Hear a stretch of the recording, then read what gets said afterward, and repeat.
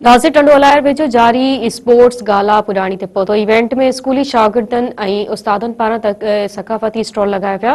रवायत ॾिसो त टंडोलायर मां नसीर मोहम्मद शाह जी रिपोर्ट। सालार पब्लिक स्कूल केसरकोट के हवाले से इतने प्रोग्राम जो रखी हुआ है शागिर्दनि के हवाले से उन में रांदनि सां गॾोगॾु जेके स्टॉल भी लगाया विया आहिनि ऐं उते शागिर्दनि ऐं शागिर्दनि पारां वरी परफॉर्म सुठी ॾेखारी वई है। उन हवाले से अचो त हिते जी शागिर्दनि खां स्कूल के प्रिंसिपल खां ऐं ॿियनि खां व्यूज़ था वठूं त उन्हनि जो छा चवणु आहे। मुबारकबाद पेश कंदुसि सलेमान सेड़ो खे जेको हिन बहिराड़ी जे हिन घुटन वारे माहौल में हेॾियूं सुठियूं अपॉर्चुनिटीज़ प्रोवाइड करे पियो पंहिंजी असांजी हिते नियाणियुनि जे लाइ जिन वटि हुनर त आहे पर उन्हनि खे पंहिंजो हुनर जेको प्रेज़ेंट करण जो मौक़ो कोन मिलंदो आहे। ऐं हिते हिन सालार पब्लिक स्कूल में ही उन्हनि खे हिकिड़ो पंहिंजे टैलेंट जो इज़हार करण जो मौक़ो प्रोवाइड कनि पिया ऐं इहा तमामु सुठी ॻाल्हि आहे ऐं पॉज़िटिव चेंज आहे असांजे मुआशरे जे लाइ। त आउं सुलेमान साहब खे जस ॾियां थो त इन पसमानदा इलाइक़े में नियाणियुनि जी तालीम जे हवाले सां अहिड़ो वॾो प्रोग्राम कयो अथसि। ख़ासि करे असांजी सिंध जी तहज़ीब जे हवाले सां जेके पुराणियूं शयूं मोहन जो दड़ो आहे वग़ैरह जेके पुराणियूं पहिरियों एट्रियम रखियो अथनि ऐं जस ॾियां थो इन्हनि ॿारनि खे जेका महिनत कनि पिया इन नतीजे ते पुगाइनि।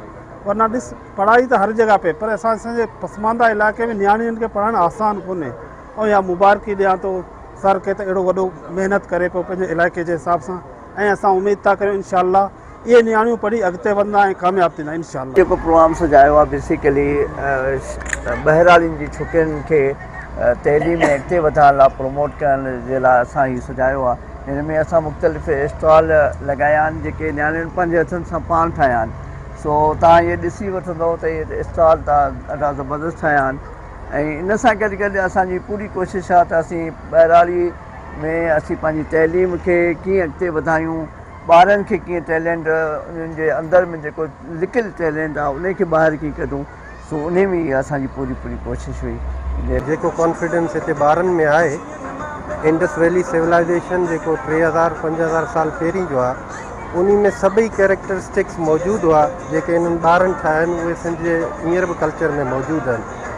ऐं इन सां ख़बर पए थो त सिंध 3000 साल पहिरीं बि ॿियनि इलाइक़नि खां तरक़ी याफ़्ता हुई, अॼु बि आहे ऐं इन्हनि में उहो ई टैलेंट मौजूदु आहे जेके शहरनि जे ॿारनि में मौजूदु आहे।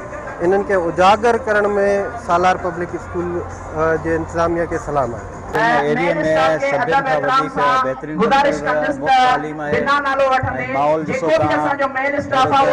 जेको सरकार जा जेके पंहिंजा आहे सो असां एप्रिशिएट कयूं था सलेमान साहब खे। सैटरडे असांजो प्रोग्राम बि सुठो हलियो। सर असांजी पढ़ाई सां गॾु असांजी रांदियूं बि थी विया, सुठो माशाल्लाह थी वियो। प्राइवेट स्कूल में सालार पब्लिक स्कूल में सर असांजो पढ़ाई बि सुठो हलियो ऐं रांदि बि थी विया। सकाफ़त सिंध में जेको दिसंबर जो महीनो शुरू थींदो आहे त सकाफ़ती हवाले सां हर तरफ़ जेका आहे ये सकाफ़ती चटो हूंदो आहे।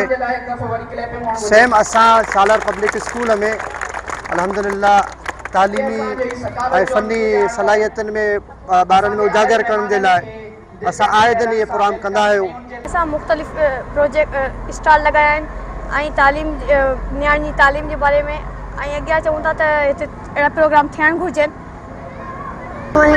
असां चऊं था त इहो असांजो मशवरो सुठो थी वियो आहे, असीं आईंदा बि हिनखे सुठो कंदासीं ऐं ॿियो त असीं रांदियुनि जो प्रोग्राम बि अॻिते जाम वधाईंदासीं ऐं हिन स्कूल खे बि सुठो। कैमरामैन टीम सां गॾु नसीर मोहम्मद शाह, मेहरान टीवी टंडोलायर।